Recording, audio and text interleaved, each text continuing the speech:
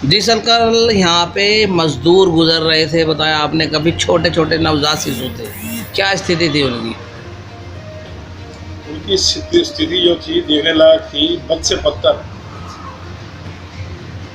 एक नहीं हजारों मजदूर थे जो बेचारे पुलिस से डरते हुए हमारे इंदिरापुरम की तरफ आए, हमारे गुरुद्वारे की तरफ आए, जो हाईवे पे 24 पे जा रहे थे। पुलिस से डर के मारे इधर उधर रोडों पे, छोटी रोडों पे चले गए। उनके साथ छोटे बच्चे भूखे प्यासे, ना पानी का इंतजाम, ना खाने का इंतजाम, ना जेब में पैसे। और पहुंचना कहाँ है, किसी ने गोरखपुर, किसी ने इलाहाबाद, किसी ने प्रतापगढ़।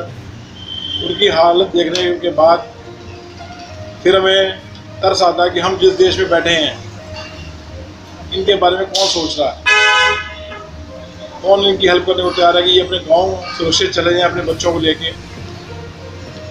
एक सज्जन मुझे मिले, उनके साथ में मियाँ बीवी थे, 2 महीने की बच्ची को लेके वो दिल्ली से सुबह से पैदल चल रहे थे। और बच्ची हाथ में लगभग बेहोश की हालत में थी, जिसको पीने को दूध तक, पानी तक कुछ नहीं था। और उसके किराएदार ने किराया ना देने की वजह से पानी का कनेक्शन काट दिया था, इनको अपने आप घर छोड़ना पड़े। वो वहाँ से घर छोड़ के पैदल ही अपने गांव को निकल गए और कोई रास्ता नज़र नहीं आया। तो उनको सहायता देने के लिए हमने गुरुद्वारा इंदिरापुरम से उनको लंगर छकाया गया, उनको दूध की व्यवस्था कराई और रास्ते में जाने के लिए दवाइयाँ उनके साथ दी गई। जो हो सकता था मिल्क पाउडर का हमने अरेंजमेंट उसी टाइम किया, उनको दिया गया। और आगे भी ये सेवा हम कंटिन्यू रखेंगे। और NH-24 पे भी जाके हमारा लंगर का काम चल रहा है। और आज भी हमारे 2000 डब्बे बन के गए हैं, तो इन्हीं प्रवासी मजदूर जो सड़कों पे घूम रहे हैं उनको उनमें डिस्ट्रीब्यूट विस्तृत हो रहा है। अच्छा सर, प्रवासी मजदूरों के लिए क्या संदेश देना चाहेंगे आप? इन मजदूरों को अगर ये सड़क पे निकलते हैं तो नुकसान इनका अपना होगा।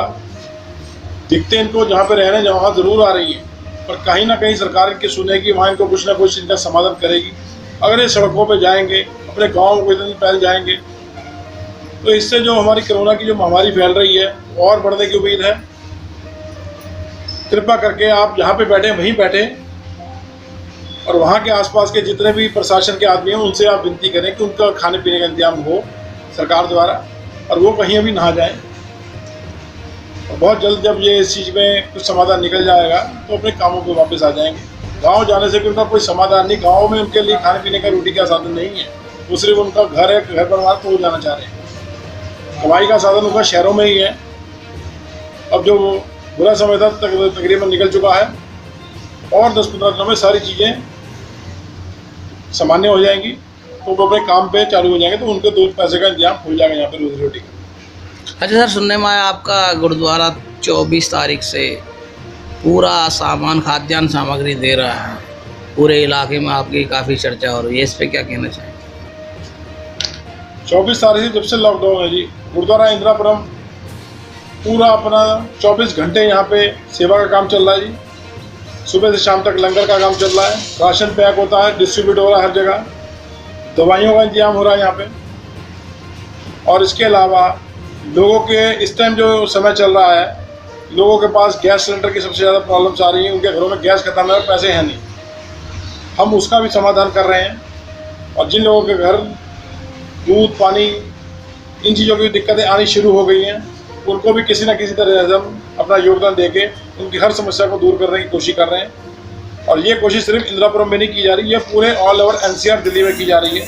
हमारे यहाँ से जो सामान जा रहा है, जो भी राशन का या गैस सिलेंडर या जैसे भी जा रहा है, वो हमारे दिल्ली के कोने कोने तक हम लोगों की हेल्प करने की कोशिश कर रहे हैं। इधर से गाज़ियाबाद, नोएडा, शाहबाद, सारे क्षेत्रों में हमारी यहाँ से सेवा चल रही है गुरुद्वारा इंदिरापुरम से। 24 तारीख से हमने ये सेवा अभी तक कंटिन्यू है, और अब भी आगे परेशानियाँ लोगों में ज़्यादा बढ़ रही हैं। अब जैसे रोड खुले हैं, लोगों का काम धंधे नहीं है, पैसे की कमी है, और अभी कामों में भी ऐसी चाल नहीं आ पाएगी। अभी 15-20 दिन लगेंगे इनको अपने काम को सर पे आते हुए, जिस काम में उनको 2 पैसे की इनकम हो या कुछ उनको दिहाड़ी मजदूर को पैसे मिले। सरकार से क्या कहना चाहते हैं? सरकार से मेरी हाथ जोड़ के विनती है जी, अभी तक जितने भी पैकेज आए हैं, तो वो पैकेज किसको मिले अभी तक ये समझ नहीं आ रहा। मजदूर सड़क पे है, मिडिल क्लास वाला अपने घर पे रो रहा है, और ऊपर क्लास की तो कोई प्रॉब्लम ही नहीं है। तो ये पैकेज अगर आपने बोले हैं तो किसको गए हैं, अभी तक हमें नजर नहीं आया। अभी तक आज 9:30 में टोटली राशन पानी सारा जो चल रहा है वो गुरुद्वारा हमारे इंदिरापुर से इधर मैनेज करें, बाकी और जगह से भी हो रहा है। पर ये सरकार की जो मदद है वो किसको मिल पाएगी, अभी तक समझ में नहीं आ रही मदद जा कहाँ रही।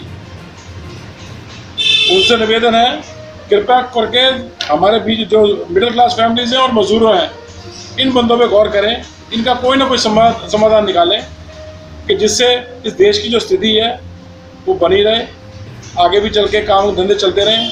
जब ये मजदूर ही अपने गाँव के चले गए जाके बैठ गए तो फिर काम धंधे सबके चौपट हो जाएंगे। इन मजदूरों से ही सारी इंडस्ट्री। लेकिन सर मिडिल क्लास और सरकार की नज़रों में गरीब है ही नहीं, तो उनकी कैसे मदद होगी? सबसे ज़्यादा वो दोनों तरफ से वही मर रहे हैं, नीचे से भी और ऊपर से भी।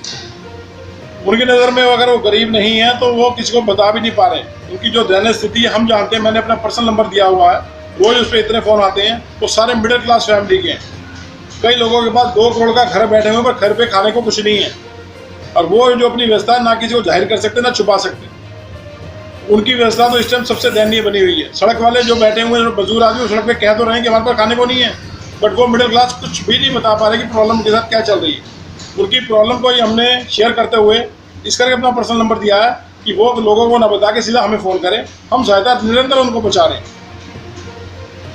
उनकी स्थिति ये बनी हुई है कि सरकार उनको समझ नहीं रही, बट उनकी जो प्रॉब्लम है सबसे ज़्यादा बड़ी है इस टाइम।